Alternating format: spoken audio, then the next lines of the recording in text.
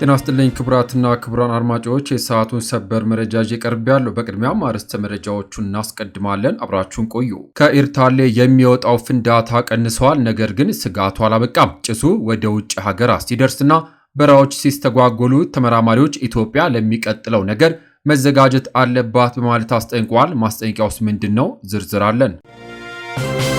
ስለ ማርበርግ ወረርሽኝ አዲስ መረጃ ወጥቷል። በመላ ሀገሪቱ 7 ሰዎች ሞተዋል። እናም የትናንቱ የተረጋገጠው የሐዋሳ ማርበርግ ጉዳይ አዲስ ስጋት አስነስቷል። የጤና ጥበቃ ሚኒስቴር በዚህ ጉዳይ ምን ምላሽ ሰጥቷል? የምትሰሙት ይሆናል።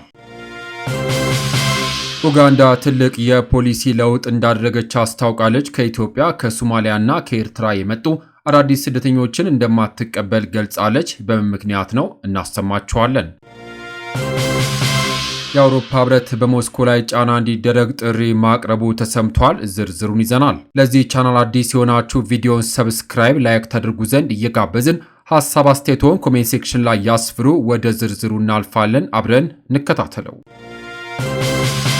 ክቡራን አድማጮች፣ በቅድሚያም ግልጽና የተብራራ መረጃ ሊደርሰን ይገባል። ተገቢው የጥንቃቄ መልእክት የተላለፈልን አይደለም ሲሉ የሐዋሳ ከተማ ነዋሪዎች ተናገሩ። ከ2 ሳምንታት በፊት በጂንካ እንደተገኘ ከተነገረው የማርበርግ ቫይረስ ተጠቂ ጋር ንክኪ እንደነበረው የተገለጸ ግለሰብ በሐዋሳ ከተማ ክትትል ሲደረግለት ቆይቶ በዛሬው ዕለት ሕይወቱ ማለፉ ስማቸው እንዲገለጽ ያልፈለጉ አንድ የጤና ባለሙያና የሐዋሳ ከተማ ነዋሪ ለመረጃ ምንጩ ተናግረዋል። በትናንትናው ዕለት የጤና ጥበቃ ሚኒስቴር ያወጣው መግለጫ ሀገራዊ አሃዞችን የያዘ ስለ በሽታው ጥቅል መረጃ እንጂ በሐዋሳ ከተማ ሕይወቱ ስላለፈው ሰው ግልጽና የተብራራ መረጃ አይደለም የሚሉት አስተያየት ሰጪዎቹ ከሟችና ከበሽታው ስርጭት ጋር በተያያዘ በተለያዩ ማህበራዊ ሚዲያዎች የሚሰራጩ መረጃዎች ስጋት ፈጥሮብናል ሲሉ ገልጸዋል። ከጉዳዩ ጋር በተያያዘ ግልጽና የተብራራ መረጃ ሊደርሰን ይገባል ብለዋል ነዋሪዎቹ። የጤና ባለሙያው የሐዋሳ ከተማ ጤና መምሪያ እንዲሁም የሲዳማ ክልል ህብረተሰብ ጤና ኢንስቲትዩት በዚህ በኩል ሚናቸውን ሊወጡ እንደሚገባም ገልጿል። የመረጃ ምንጩ ሞት ተከሰተ ከተባለበት ሆስፒታል ጨምሮ ከሲዳማ ክልል ህብረተሰብ ጤና ኢንስቲትዩት በጉዳዩ ዙሪያ ማብራሪያ ለማግኘት ባደረገው ጥረት ከጂንካው ታማሚ ጋር ቀጥተኛ ንክኪ እንደነበረው የተገለጸው ግለሰብ መሞቱን ከጉዳዩ ጋር በተያያዘ ጤና ሚኒስቴር መግለጫን ሰጥቷል። ሌላው ዝርዝር መረጃ መስጠት የሚችለው ጤና ሚኒስቴር ነው በሚልም ምላሽን አግኝቷል። ተጨማሪ መረጃ ከመስጠት ግን ተቆጥቧል። ጤና ሚኒስቴር የማርበርግ ቫይረስን አስመልክቶ ትናንት ባወጣው መግለጫ ቫይረሱን የመከላከልና የመቆጣጠር ተግባራት ተጠናክረው መቀጠላቸውን በመግለጽ እስካሁን ድረስ 73 የተጠረጠሩ ሰዎች ምርመራ የተደረገላቸው መሆኑን ከዚህም ውስጥ ከጂንካ ከተማ ህሙማን ጋር የቀጥታ ንክኪ እንዳለው በክትትል ከተደረሰበት አንድ የሐዋሳ ከተማ ነዋሪን ጨምሮ በአጠቃላይ 11ዱ ቫይረሱ እንደተገኘባቸው በኢትዮጵያ ህብረተሰብ ኢንስቲትዩት ሪፈረንስ ላቦራቶሪ መረጋገጡን አስታውቋል። በአጠቃላይ 7 ታማሚዎች ህይወታቸው ያለፈ መሆኑን 5 ደግሞ ሕክምና የተደረገላቸው እንደሚገኝ ያስታወቀው መግለጫው እስካሁን 349 ሰዎች ንክኪ ያላቸው በመሆኑ ክትትል እየተደረገ መሆኑና 119ኙ ደግሞ የለይቶ ማቆያ ጊዜያቸውን ማጠናቀቃቸውንም ገልጿል። በቫይረሱ በሐዋሳ ከተማ ህይወት አልፏል ከተባለው ግለሰብ ጋር በተያዘ ከፌዴሪ ጤና ሚኒስቴር ተጨማሪ መረጃ ካገኘን በቀጣይ የምናሳውቅ ይሆናል። ዘገባው የቴክቫ ኢትዮጵያ ነው። የአውሮፓ ህብረት ኮሚሽን ፕሬዝዳንት አርሱላ ቫንደርሌን ሩሲያ በሰላም ንግግሮች ለመሳተፍ ፍላጎት እንዳላት ብትገልጽም ስለ ጦርነቱ ያላት አስተሳሰብ ግን አልተቀየረም ሲሉ ተናገሩ። ሰሞኑን በአሜሪካ መሪነት የተደረገ ያለው የሰላም ንግግር ለሩሲያ ከጣለባት ማዕቀብ የኢኮኖሚ እፎይታ ሊያስገኝላት ይችላል የሚል ተስፋም እየፈጠረ ነው። ሆኖም ቫንደርሌን እንደተናገሩት ሩሲያ አሁንም የዓለም ካርታ በቋሚነት ለመቀየርና ያጣችውን የተጽዕኖ ክልል ለማስመለስ ያላት ፍላጎት አልቀነሰም። እውነተኛ ሰላም ሊያመጡ የሚችሉ ድርድሮች ላይ ተጨባጭ መሻሻል በታየም ቁጥር ሩሲያ ጥቃቱን አባብሳ የምትቀጥለው ለዚህ ነው ብለዋል። በዚህ ምክንያት እንደ ቫንደርሌን እምነት አውሮፓ በሩሲያ ላይ የምታደርገው ጫና አጠናክራ መቀጠል አለባትም ሲሉ ገልጿል። በአሜሪካና በዩክሬን ባለስልጣናት መካከል ባለፈው ሳምንት መጨረሻ በጄኔቫ ከተደረገው ንግግር የመጣው የሰላም እቅድ ሩሲያ እንደማትቀበለው ግልጽ ማድረጓም ይታወሳል። ቫንደርሌን ስለ ዩክሬን ያለ ዩክሬን፣ ስለ አውሮፓ ያለ አውሮፓ እንዲሁም ስለ ኔቶ ያለ ኔቶ ተሳትፎ ምንም አይነት ውሳኔ አይተላለፍም ሲሉ አጽንኦት ሰጥተዋል። በንግግራቸው በድርድር ወቅት አወዛጋቢ ጉዳይ ሆኖ የቆየው ዩክሬን ጦር ሰራዊት ብዛት መገደብን የተቃወሙ ሲሆን ወራው እንዳይደገምም ጠንካራ የደህንነት ዋስትና እንዲኖርም አሳስበዋል። ጦርነቱ ካበቃም በኋላ ተጨማሪ ጥቃትን ለመከላከል የምዕራባውያን አጋሮች በዩክሬን ምድር የብዛ ሀገራት ጦር ለማስፈር እያሰቡ ቢሆንም ሞስኮ ግን ይህ ሐሳብ በፍጹም እንደማትቀበለውም ግልጽ አድርጋለች። ዘገባው ዩሮኒውስ ነው።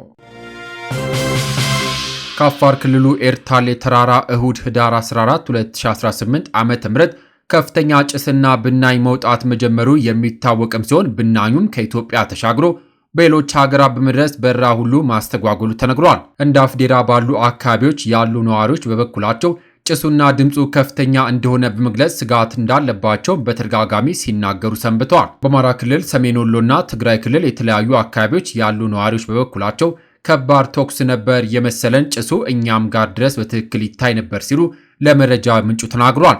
ሰሞነኛው የኤርታሌ ፍንዳታው ከፍተኛ ጭስ ከኢንዲያ አልፎ ወደ ቻይና ምድር እያመራ ስለመሆኑ በውጭ ሚዲያዎች ጭምር በሰፊው ተዘግቧል። የመረጃ ምንጩ ከፍተኛ ጭስ እየወጣበት የተስተዋለው ኤርታሌ አሁንስ በምን ሁኔታ ላይ ይገኛል ሲል በአዲስ አበባ ዩኒቨርሲቲ የጂኦፊዚክስ ስፔስ ሳይንስና አስትሮኖሚ ኢንስቲትዩት ተመራማሪ የሆኑትን ፕሮፌሰር አታላይ አየለን ጠይቋል። ፕሮፌሰር አታላይ ሲመልሱ አሁን ድምፁ እየቀነሰ እንደሆነ መረዳት ችለናል። የፈሰሰ ቅልጥ አለትም ወይም ደግሞ ማግማ እስካሁን አልታየም፣ መጠነኛ ጭስ ግን ይታያል ሲሉ ገልጿል። በቦታው የሚገኘው የአዲስ አበባ ዩኒቨርሲቲ ስታፍ በጉዳዩ ላይ ዝርዝር መረጃ እያጠናከሩ መሆኑንም ጠቁሟል። የሚፈነዳው ፈንድቶ አሁን ረገብ ብሏል።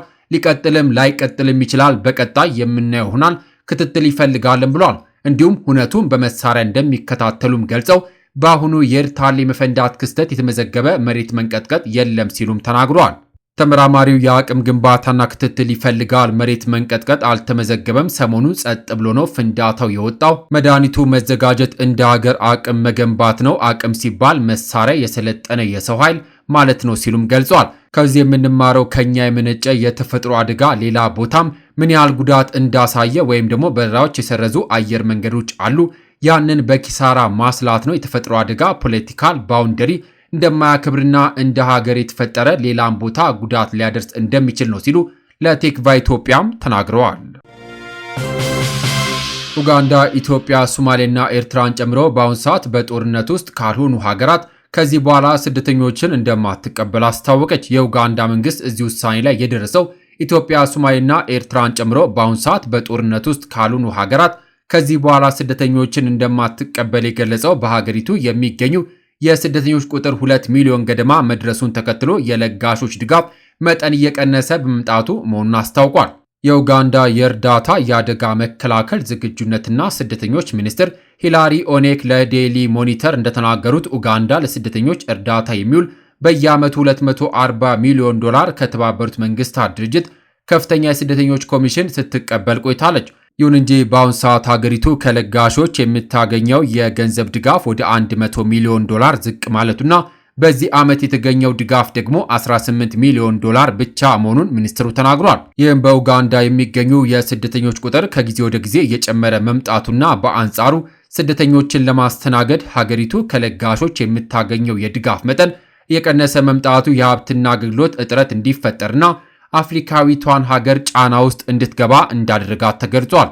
በመሆኑም አሁንም ቢሆን ኡጋንዳ በሯን ለስደተኞች ክፍት የማድረግ ፖሊሲዋን የምትቀጥልበት ቢሆንም ኢትዮጵያ፣ ሶማሊያና ኤርትራን ጨምሮ በአሁን ሰዓት ጦርነት ላይ ካልሆኑ ሀገራት የሚመጡ አዳዲስ ስደተኞችን ግን ከዚህ በኋላ የማትቀበል መሆኗን የሀገሪቱ ባለስልጣናት በአጽንኦት ገልጿል። ያም ሆኖ ውሳኔው ከዚህ በፊት ወደ ኡጋንዳ የገቡትን የማይነካ መሆኑና በሀገሪቱ ውስጥ የሚገኙ ነባር ስደተኞች ባሉበት የሚቀጥሉ መሆናቸውም ተገልጿል።